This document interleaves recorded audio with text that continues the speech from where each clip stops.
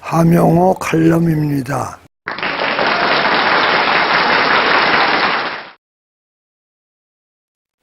이민 찬반 논란. 한국전쟁이 시작되었던 1950년도에 호주 인구는 불과 800만 명에 불과했다. 그런데 그해 이민자 숫자는 15만 3천 명이었다. 물론 전부가 유럽인들이었다. 그러나 현재 인구는 2,500만 명으로 그 당시보다 3배 이상 증가되었지만 이민자 수는 19만 3천 명에 불과하다. 이민 대상은 유럽 인구보다 몇 배나 큰 중국, 인도를 포함한 아시아 사람이 주로 되고 있다. 그런데 토니 에벗 전직 보수당 수상을 지낸 분이 현재 이민자 숫자가 많으니 호주인 직장을 위협하는 이민자를 줄여서 11만 명으로 하자는 것이다. 이에 대하여 현 이민 장관이며 내무수상인 피터 텅톤 씨는 이민자는 3분의 2 이상의 기능공이나 전문직이고 가족은 only 3분의 1만이 기술이 없이 오기 때문에 이민자들은 사회에 공헌을 하지 결코 폐를 주지 않는다고 일축했다.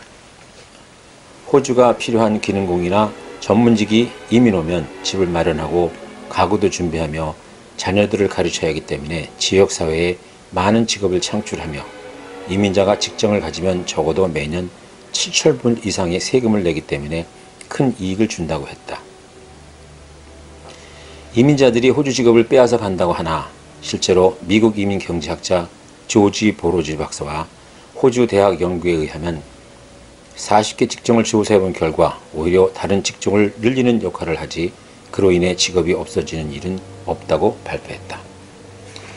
문제는 피난민 집단 단체인데 이들은 정치적이며 인도주의적으로 오기 때문에 직업이 없어 생활이 어려우며 그로 인해 범죄 단체를 이루고 있다.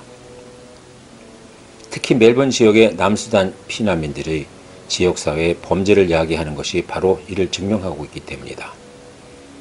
이민자 수를 줄이자는 토니 에벗 수상은 집권 당시 인도주의 피난민 수를 13,500명으로 증가시켰고 따로 시리아 난민 12,000명을 수용했던 수상이다.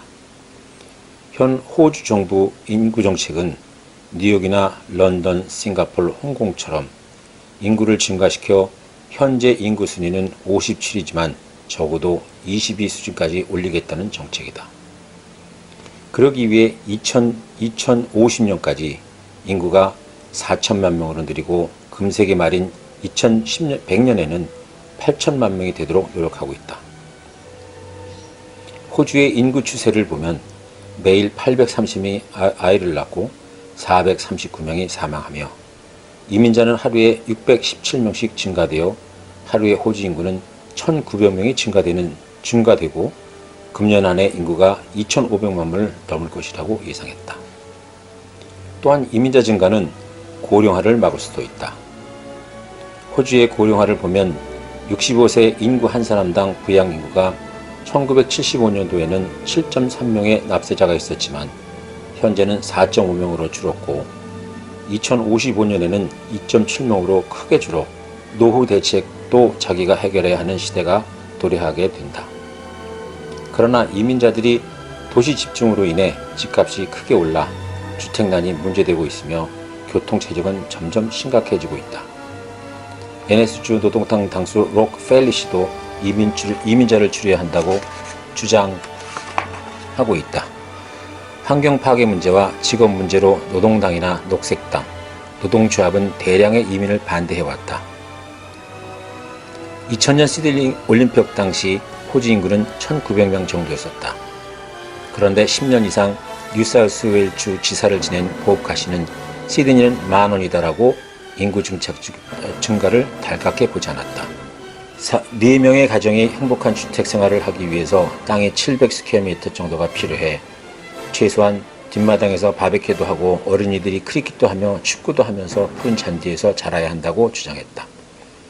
그러나 이민자들이 증가로 인해 값이 크게 올라 시드니와 멜번에는 주택을 마련치 못하고 10층, 2층, 20층 아파트층에서 살아야 되기 때문에 주민에 대한 스트레스가 많다는 것이다. 더욱이 인구 증가로 인한 심한 교통체증은 많은 문제점이 된다. 시드니는 30년간 인구가 240명이 증가되었다고 비난하고 있다. 그 당시에 주택, 병원, 학교, 도로 증가에 주력했더라면 현재와 같이 시드니 지역의 문제점이 많이 해결되었을 것이다. 그러나 장기 집권한 노동당 주 정부는 노동조합이 데모화하고 인건비 상승시키며 기간 산업을 등한시했다는 평을 받고 있다. 2011년 보수당이 주정부를 장악하고부터 시드니의 제2의 비행장 건설과 주택값을 내리기 위해 아파트 건설과 서부 시드니 개척이 시작되었다.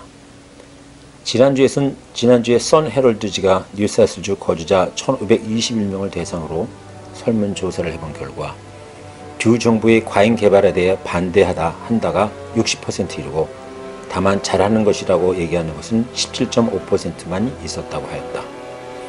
그 외에 공립병원 발전에 힘써줄 것과 인구 증가로 부족한 공립학교 건설에 다 힘써줄 것을 바라는 사람들이 많았다. 더욱이 주 정부가 근래 25억을 들여 동부 지역의 알렌즈 스타디움과 서부 지역의 ANZ 스타디움 신설과 개설에 대한 적극 반대를 했다. 그러나 시드니 발전기관인 더 그레이트 시드니 커미셔너인 루시 턴브리 여사는 시드니가 2036년까지 174만 명이 증가하기 위해서는 주택, 아파트를 포함한 주택 72만 5천 채가 필요하다고 얘기했다. 미국에 오래 살다 온 사람들은 100만 명 이상 매년 인문을 받는 미국 뉴욕에 비교하면 시드니는 아직도 여유가 많다고 말한다. 시드니는 더 발전해야 한다는 것이다.